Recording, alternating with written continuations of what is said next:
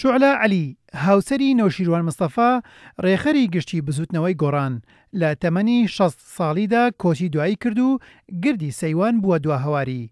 لە گردی سەیوان بە ئامادەبوونی ژمارەیەکی زۆر لە لێبەرسراوانی حکومی و حیزبی و ڕۆشنبیران و کەسایەتیەکانی شاری سلێمانی لەپاڵ هەریەکە لە دایک و باوک و دوو برای شەهیدیدا بەخاک سپێردرا. بەناوی کاک نەوشیروان و نما و چیا و چرا و کاک شۆڕش و بنەماڵەکەیانەوە زۆر سوپاسان دەکەین کە ئازێتان کێشا هاتن بۆ بۆنەی ناشتنی تەرمی خوشتی بەڕێزمان شوعلەخان. سوپاسان دەکەین ئازێتان کێشا. شوعلەخان لە کۆتایی هەفتاکانەوە لە ڕێخستنەکانی کۆمەڵی ڕەنزەرانی کوردستان بووە و لە ساڵی 1970ەوە هات بۆ خڕی ناوزەنگ و هاوسەری لەگەڵ کاک نەوشیروان کرد.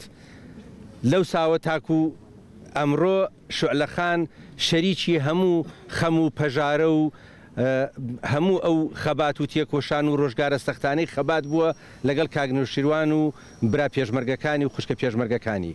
شوعلە عەلی کە لە ساڵی 1970ەوە لەگەڵ نەوشیروان مستەفادا هاوسەرگیری کردووە، لەگەڵ هاوسەرەکەیدا بەشدار بووە لە شۆڕشی نوێی گەلەکەماندا و شان بەشانی سەدان ژنی پێشمەرگەی تر لە سەنگەری خەباتدا بووە و لە هەموو وێزگەکانی تێکۆشاندا پاڵپشتی نەوشیروان مستەفا بووە.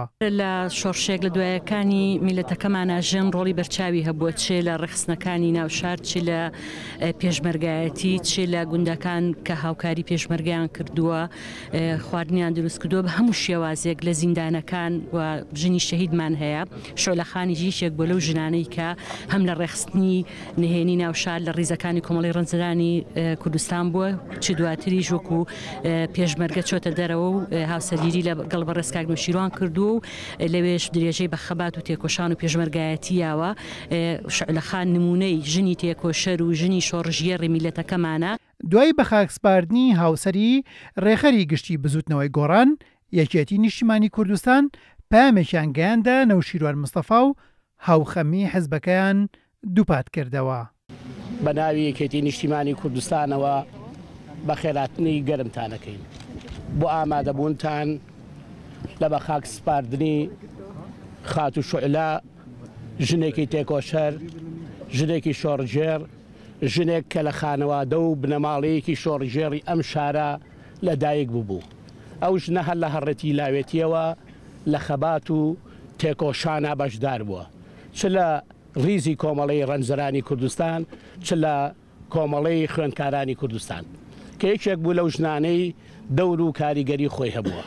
بنەماڵەکان وەک بنەماڵەیەکی شۆڕژێر خاوەنی دوو شەهید، دوو تێکۆشەر، دوو قارەمانی گەلەکەمان بوون. شوان و شێرکۆ عەلی کە هەردووکیان برای شوعلە عەلی بوون، دوو تێکۆشەری یەکێتی نیشتیمانی کوردستان بوون. شوان عەلی لە گوندی قازانقای ناوچەی قەرەداغ شەهید بووە. شێرکۆی براشی لە ساڵی 1986دا لە شەقامی پیرەمێرد بەدەستی حیزبی بەعەز گولەباران کرا. هێمن قادر، کورسات نیوز، سلێمانی.